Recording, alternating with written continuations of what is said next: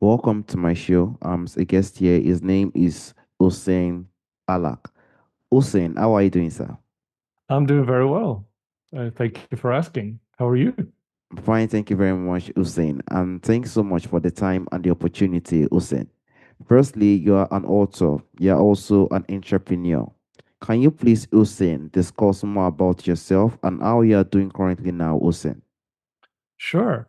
So I was born and raised Damascus, Syria, and I've always wanted, like, I went after what I wanted. So except being an astronaut, but I wanted to pursue art. So I started to draw. I write quite a bit as a way of expression.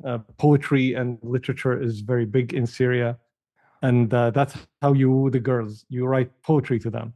So and I went for electronic engineering because I wanted to see what a computer is. I was fascinated with technology. But by the time I graduated, I was already into business because I wanted to pay myself through college. So I was already doing business, and I continued doing business because it was just so much fun. And I had no idea what I was doing. I was just discovering, learning and applying, which is kind of like an ongoing experiment, and it worked for the first few businesses that I've done. So I continued on it. I didn't know what was waiting for me and the failures I would do, but I really enjoyed it. And that led me to where I am today. I'm an entrepreneur. I like to write. I'm an author. I write my own newsletter and recently just released my book, which is now number one on Amazon in three categories, which is excellent. So that's kind of a summary of how I got here, but of course you can dive into the details of whatever you want to talk about. Yes, we never know, Mr. Ozen.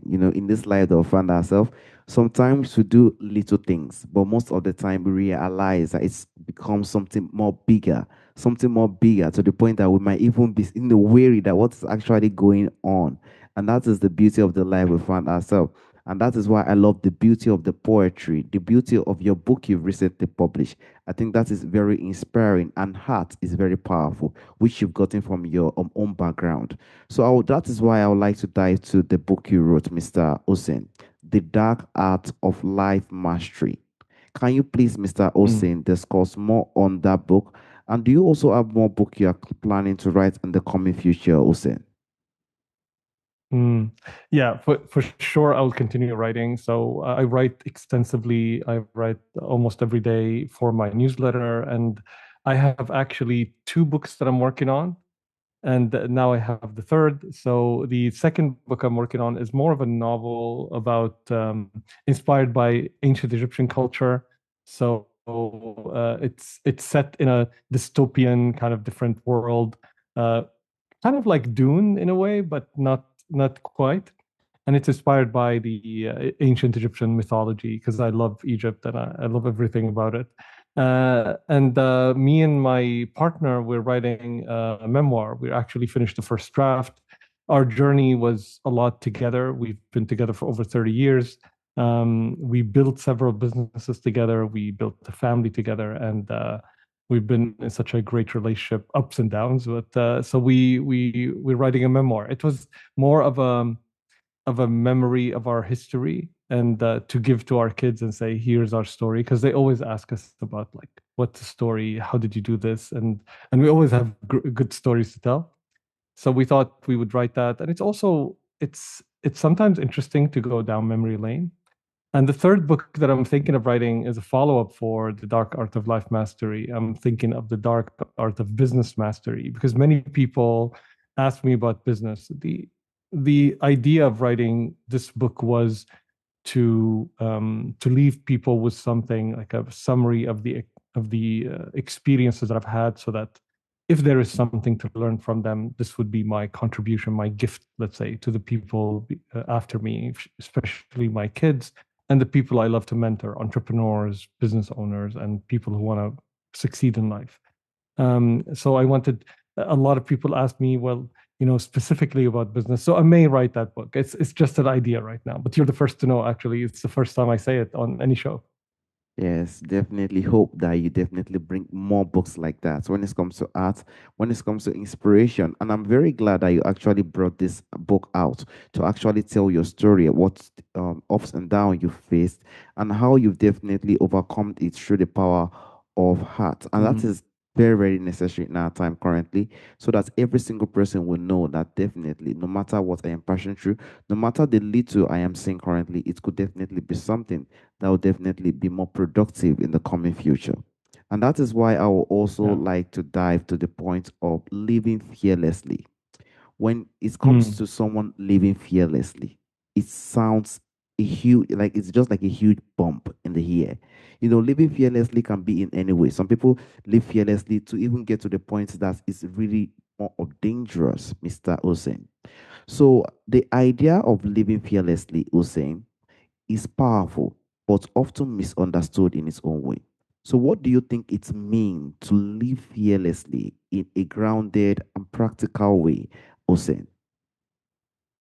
yeah, that's a great question. I think for me, uh, to give you an idea, I was a very kind of isolated kid. Like my parents raised me like according to the book, if you wish. So it was very, very ethical, very kind of wanted always did the right thing, and that put me into a lot of trouble because kids love to be mischievous. They like to mess around, and I used to not want to hurt anyone. I didn't know even how to say any cuss words. I think until I was like in 15 or 14, I didn't know what they meant even. So I was made fun a lot of. I was kind of bullied a lot while I was younger, and I always wondered about that because I always, to a certain extent, I felt of myself like I'm fearful, but I was never a coward in the sense that I would never run from a fight, even though I was going to lose. And I don't mean like physical fights. I mean like from anything. Like people will come bully me, but I won't like run away. I will hide. I will avoid. I will think strategically about roads I would take to avoid those gangs on the street or something like that. But if I come face to face with them, I will stand my ground, and I will just see what they can do. And sometimes they push me around. Sometimes I'll get punched in the face, but I won't budge. And the reason is I've always believed that you have a right to your life. You have a right to live life the way you choose to.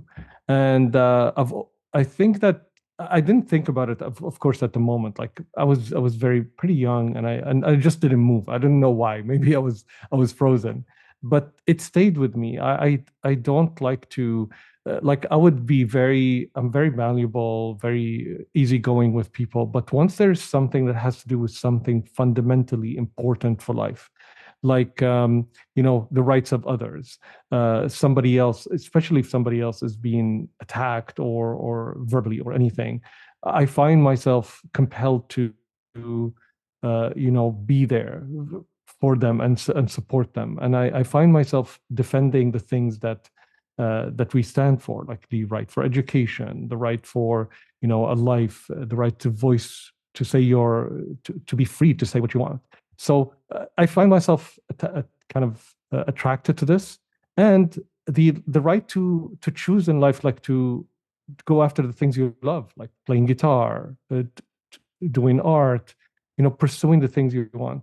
And that kind of drive me. And that's what I mean by living fearlessly, is that to go after the things you truly believe in without feeling that there's something coming in the way, or if there's something coming in the way, that you don't fear overcoming it. Most of us are afraid to live, are afraid to even admit to ourselves how big our dreams are because we dream big. And that's, I think, when we talk about fearless living, for me, it means that never being afraid to pursue the wildest dreams. It doesn't matter if you're able to achieve them or not. I wanted to be a rock star when I was in my 20s, and I never became a rock star. However, in a small circle, I did join a rock band, several of them. I did sing, become a lead band singer, even though I was never thought of myself as having good voice. But it's a dream that I wanted, and when there's an opportunity, I step forward. What's the worst that can happen? I'll get kicked out of stage, but at least I got a chance to pursue it. And that is the biggest thing, is that taking a chance on oneself and our own dreams and our desires is what it means to live fearlessly. You don't have to stand up to bullies. You can run away if you want to. There's nothing wrong with that. It hurts when you do, but at least at the very least, stand up for your dreams, for the things that you want to achieve in life, and take a chance on yourself. That is what it means. Hmm. I honestly want to thank you for those insights because we have to learn to stand our ground in the life we find ourselves today. If we could stand our ground, we could definitely conquer every kind of situations that come our way. And we have to also learn to understand that we need to take action, like we need to prove ourselves outside. And no matter how things we go, sometimes we could have some kind of setback, failures, ups and downs. It is enormous in life. And that is what you, Mr. Hussein, actually faced. And you actually got through it, and you actually become someone that could definitely be productive no matter how it is. As a person who is being bullied, I do not know how it is, honestly speaking, because I didn't experience it, but I do know that it's something that is very not easy as a person to actually experience. And that is life. We have to just know how we can face our fear. We have to know how we could direct ourselves to go through the Mm, right path in life so that we could be a person that will be more productive, and we could be a person that will definitely live a life of fulfillment, that will be happy. And actually, one will definitely be happy when the time comes. And that is life. Everything is time. And also, I would also like to dive to the most common mindset that you probably feel like it holds people back from pursuing the life they know they are capable of. What do you think are some of the most common mindsets that you think holds people back from pursuing the life they are capable of, Hussein? that's a good question. I think the biggest thing that prevents us is the idea that we're not enough, or we're not capable. We don't have the skills. We don't have the tools. We don't have like that mindset of that we don't have what it takes. And I think the challenge with that is that the thought. So let's say you dream up something. You want to go after something, and then um, the moment you think about it, it's way too big. You don't have the skills, all of that. The thing that we do at the time is we stop ourselves. We say, well, who am I to do this? Who am I to go after this? I don't have the tools, the money, what are the skills, all of that. And and that is probably the riskiest thing and the most dangerous thing that we can do, which is stopping ourselves from pursuing something, because you don't know, since you haven't experienced it. You may look at somebody else's journey and you're looking at it uh, like kind of backwards. You're looking at it at the from the end and trying to extrapolate how they got there.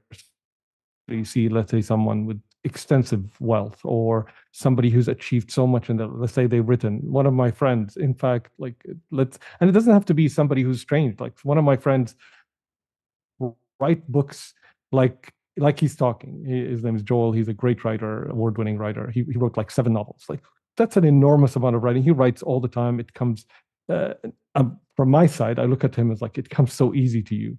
But when you ask, and that's one of the key things, even if you don't want to pursue, one of the key things that you can take action is ask the person. And I asked him, and he said, no, it's actually a lot of work and a lot of difficult. I have to discipline myself, sit down, work through these the good and the bad. It's not always like I write and it comes out like a good novel. I have to write a lot of things that I throw away.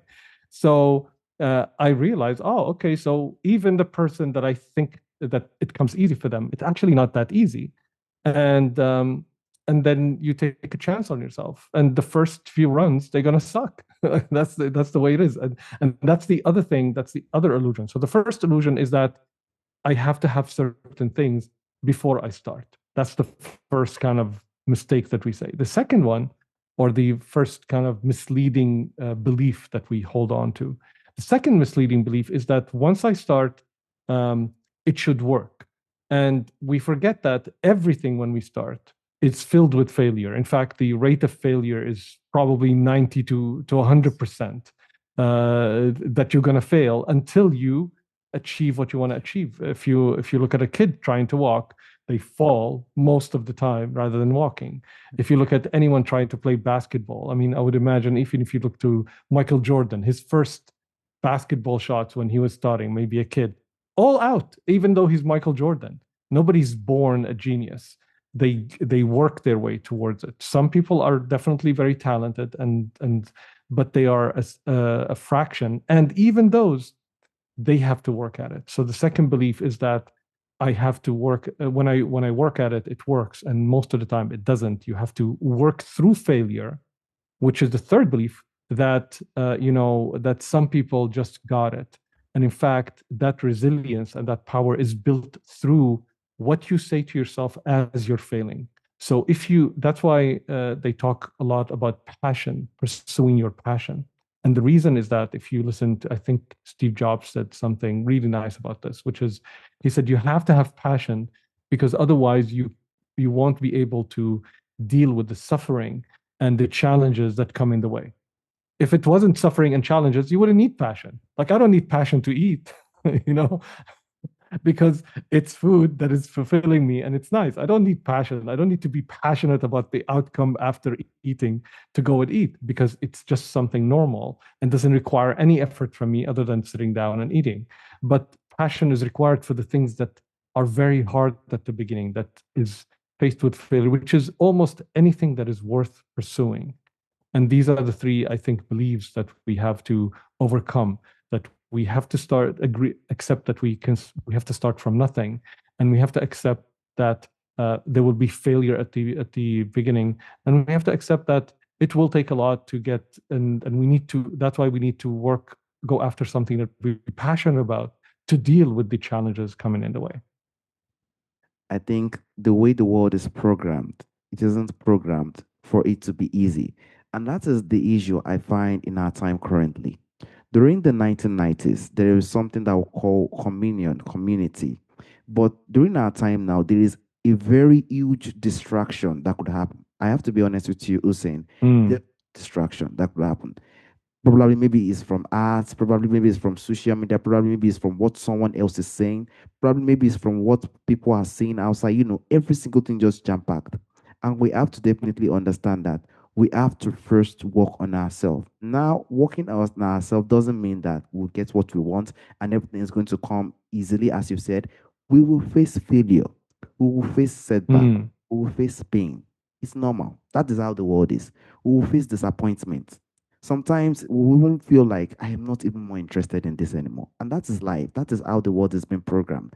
But that is the time we need to keep ourselves back up to prove that we can continue to do what we can do. Because out of 1, 2, 3, 99, 100, we could definitely find that success in it. And by the time we find the success, then everything starts to flow.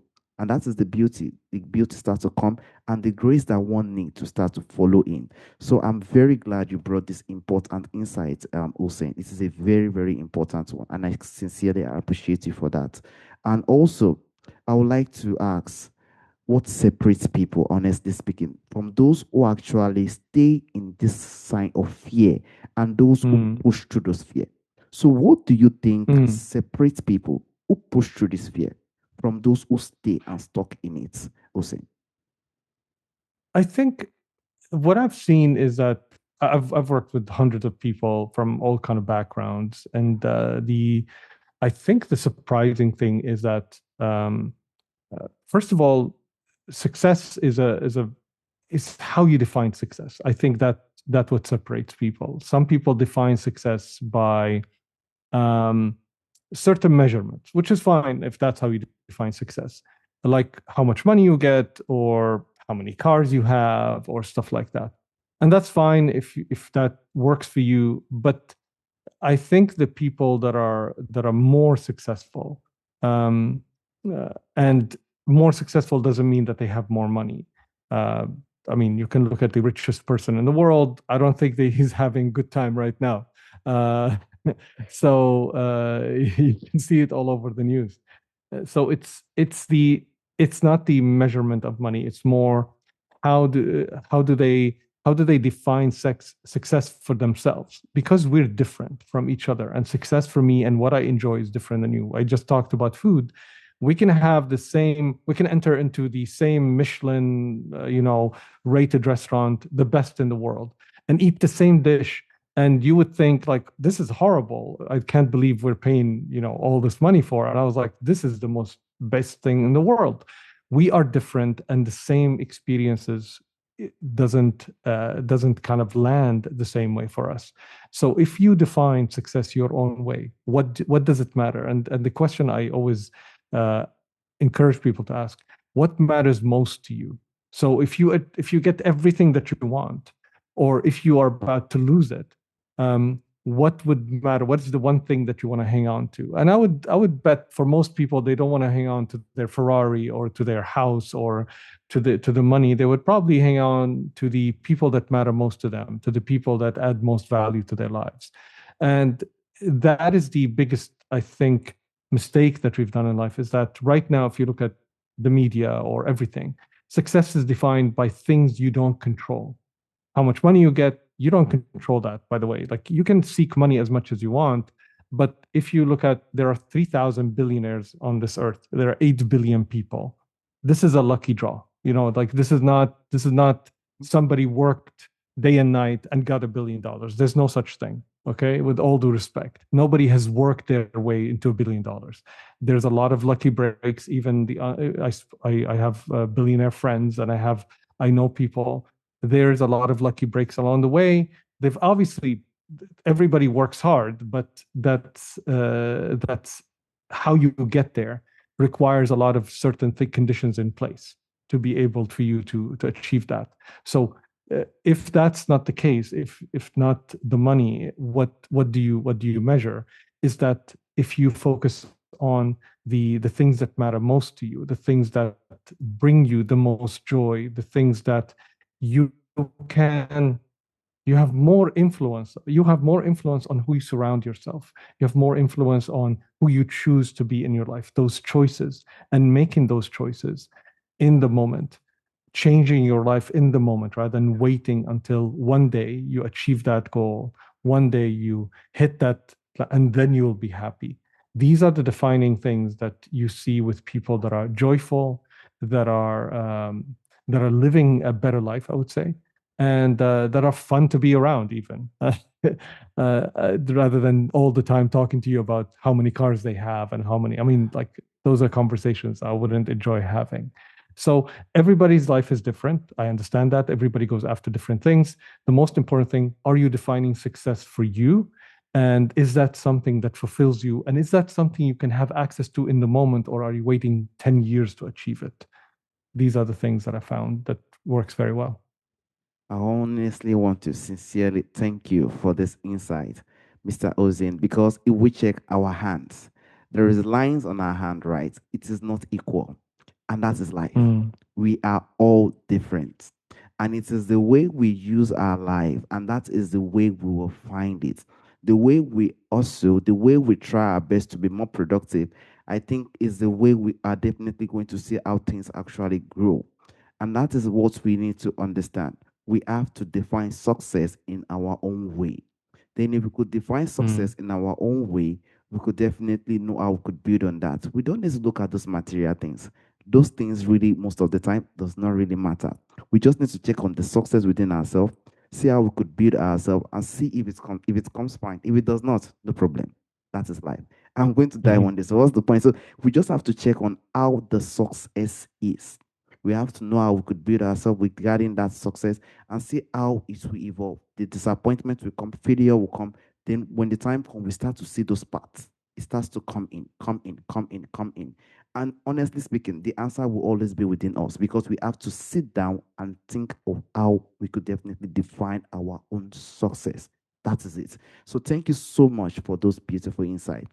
And lastly, Mr. Hussein, from your book, The Dark Art of Life Mastery, what do you think is the message at the heart of the book that you think one that you think every listener should carry into their life, Hussein?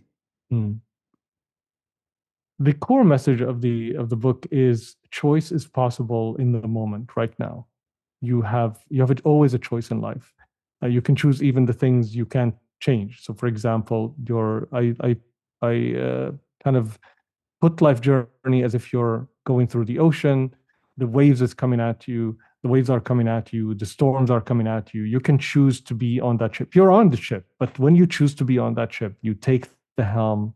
You take kind of the you become the captain. You step into that captain mentality, and you start making choices and start navigating your life. That's what's available to you. You can't control life. You can't change it. You can only master it, and that's the message. And through that, you can have joy in the moment. It's accessible for you, and that is what my wish is for everyone in the world.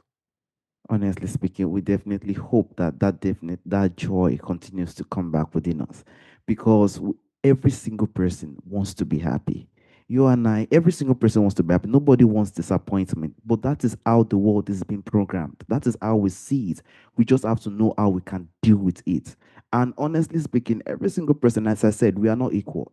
Every single person knows how they deal with it equally with the way they do it. The way I deal with my probably pain and ups and down will probably be different with the way you do it. And that does not mean it doesn't, that is just how the world is. That is how we are.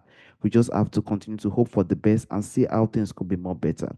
And lastly, Mr. Hussein, there's a question I normally ask during the end of the show, Hussein. From the Please. forefathers, from the ancestors, there are a lot of beautiful things that do exist during our ancestral time that is missing in our time today. If there is anyone or anything you would like to bring back to our time today, Hussein, what do you think that thing would be, Hussein? I think our respect for our environment. I think that is something that we're missing. We kind of think ourselves, we separated ourselves from the environment around us, and we think we're superior. That supremacy over the environment, thinking less of the animals, the trees, and the environment around us is leading us down a very, very risky path that is showing right now. More kind of adverse events, massive events that are costing us lives and destroying our planet, which we only have one that we think so wildly. And I'm okay with dreaming, but thinking that we're going to go to Mars in another 10 years and establish some sort of escape from Earth is insane, where we have a perfectly great planet. And that is, I think, also connects to the message of life. Life is already has so much to offer if we only are willing to make the choices. And the same thing, the planet has so much to offer. We just have to make better choices that we can live while maintaining a brilliant planet that we can enjoy. We can do that. And that is the thing. I think we need to take it more seriously. And the forefathers worked with the environment, adapted with it, capitalized on the main things and changed it. There's nothing wrong with changing and evolving, but towards the better, not towards just consumption and destruction. And that is, I think, something that we definitely desperately need from our forefathers. We do know technology is great, but we do hope that nature too comes within this thing, because the world that we are now, we are really surrounded by things that are not connected to nature, things that are not Mm-hmm. connected to the breeze, to the flowers, to the to the beauty of nature. Nature is so beautiful. I think it gives that kind So, of calmness, that kind of peace within ourselves. You know, I think one should just imagine just going through a very silent surrounding and stay there for just 30 minutes without hearing it. You see the difference. The body changes. And that is what we yes. need. During our forefathers' time, they enjoyed it. And that is why during that time, there is more love. There is more of this kind of community. There's still this kind of caring with one another, showing this kind of empathy within one another, because they are connected to that calm, that kind of peace. We hope it comes back. Mm-hmm. We all need it in our time now, because I have to be honest with you, Hussein, there is a huge depression, anxiety. Everything is just going high. And we need this nature. Nature is the only way that could definitely calm us. We do know there's a lot of medication, therapies, or stuff like that, but nature is one of the most easiest way to get this kind of peace and focusing on ourselves. Social media will definitely bring every single thing, the picture, everything, but with ourselves, we could definitely become a better person. And I honestly, sincerely thank you, Mr. Ozen, for the time, for the opportunity, for speaking on your beautiful book, and on speaking on the truth of life, because this is what things that we definitely need to be aware of. Thank you so much, Hussein. Thank you very much for having me. I enjoyed the conversation. All right, Mr. Hussein. Have a wonderful day, Hussein. Bye bye. Bye bye.